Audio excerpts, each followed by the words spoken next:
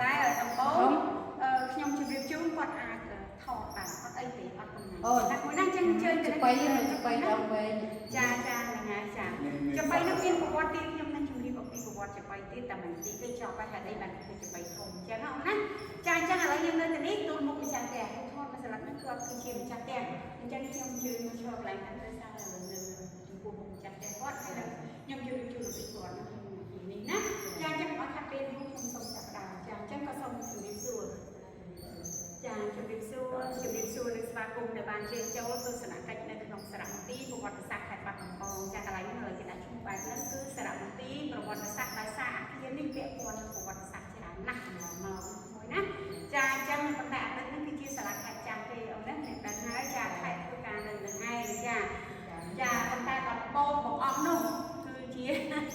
ព្រះរបស់គាត់ចាព្រោះគាត់ហ្នឹងជាអ្នកតាមសាងសង់អាគារនេះដើម្បីធ្វើផ្ទះរបស់គាត់ខ្ញុំនឹងជម្រាបជូនអំពីប្រវត្តិរបស់គាត់និងប្រវត្តិអាគារនេះទូទៅខ្លីៗណាចាអាគារនេះសាងសង់ឆ្នាំ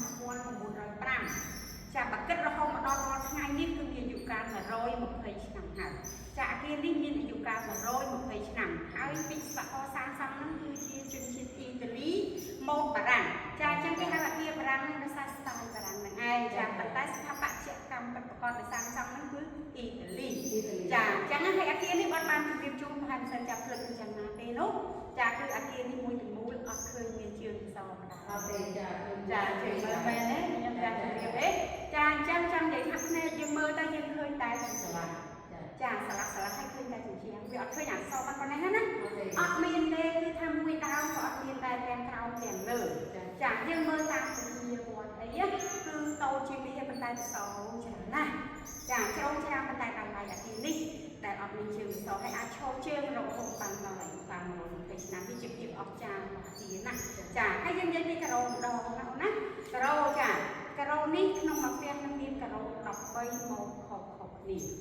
ចា13ណាចាបែបខាងក្រៅអញ្ចឹងបែបខាងមកខាងលើគឺខុសគ្នាអត់មានផ្លាស់ថ្មីទេគឺរបស់ពិតទាំងអស់ចាគាត់តិចតួចណាខ្ញុំនឹងជម្រាបចប់ចាអញ្ចឹងមកផ្ទះ13ម៉ូតយើងអត់ដឹងថាគាត់ធ្វើយកហុងស៊ុយឬបែបណាយើងអត់ដឹងដល់ពីជំរឿនចិត្តគាត់ទេគ្រាន់តែយើងដឹងថាមកផ្ទះនេះអត់ប្រើប្រយោជន៍គ្នាទេគឺ13ម៉ូតខុសគ្នាចាហើយការ៉ូនឹងត្រូវបានដឹកពីប្រទេសអ៊ីតាលីមកចាអញ្ចឹងយើងគិតមើលធ្វើផ្ទះមួយគាត់យកជាអ៊ីតាលីហើយដឹកការ៉ូអ៊ីតាលីទៀតមិនឥឡូវឯណា120ឆ្នាំមុនចាអញ្ចឹងបើសិនយើងគិតសម្បត្តិអត់ដឹងមហាសាលប៉ុណ្ណាទេណាអូនណាចាមហាសាលដែលយើងអត់ដឹងដល់ហ្មងចាដឹងថាច្រើនហ្មងអ៊ីតាលីឆ្ងាយណាស់ហើយការ៉ូធ្ងន់ណាមិនមែនយូរមកបាលីរួចឯណាចាកប៉ាល់ទឹកចាអញ្ចឹងណាឲ្យប្រើរយៈពេលយូរណាស់អញ្ចឹងបានថាផ្ទះនេះតម្លៃអត់ទាំងនេះទេហើយអញ្ចឹងបែបនេះអ្នកណាគេធ្វើបានគឺគាត់ចាខ្ញុំនឹងជម្រាបជូនអំពីគាត់តើគាត់ជាអ្វីដែលគាត់អាចធ្វើផ្ទះនេះបាននៅអាយុកាល120ឆ្នាំមុនគាត់ឈ្មោះ